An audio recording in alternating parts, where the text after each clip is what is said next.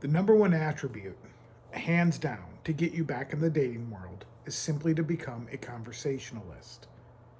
This will increase your quality of life virtually overnight. Now, it does take time, it does take effort, it does require some thoughtfulness, but the most important thing actually is the opposite of thoughtfulness. It requires presence. It requires eliminating anxiety and worry, both thinking about the future and the past while you're in a conversation with someone, and concentrating on the words that are coming out of their mouth. Listening intently, enjoying the dialogue, and artistically taking it wherever seamlessly it needs to go. This is by far the thing that's going to improve just your overall life. And it doesn't require a lot of work, doesn't require a lot of gymnastics from a vocabulary perspective. All it really requires is you to intently begin to listen to the conversations that are going around you and learning how to initiate the conversations. This will radically change your dating life for a couple reasons. One, as you begin to do it, you'll obviously be able to initiate conversations with women that you're attracted to.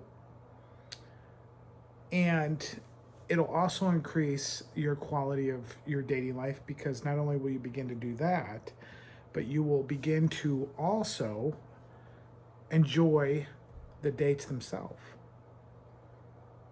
And so I want you to begin to, I wanted me, looking back on the me that needed to get back into this, I have always enjoyed people. I've always kind of been an extrovert. But even for those of you who aren't, this is not something that is unreplicatable. I want you to just begin to get fascinated by people. You know, I remember a story. This happened to me at a gas station a few months ago, and I watched this plastic bag.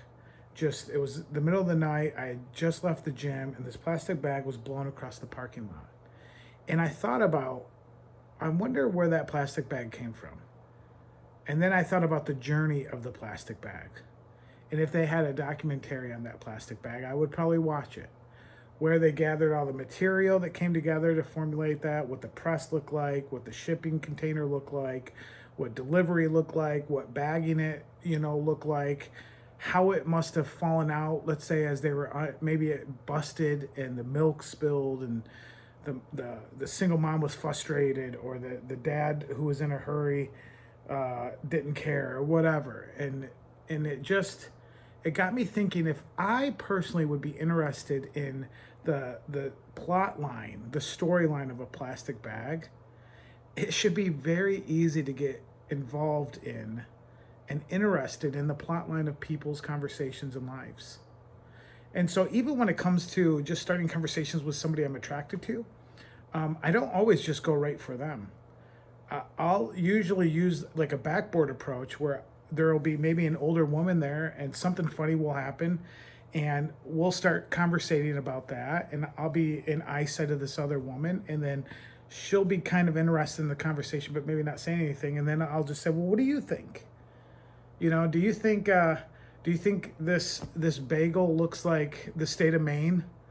Because we were both just laughing at it, and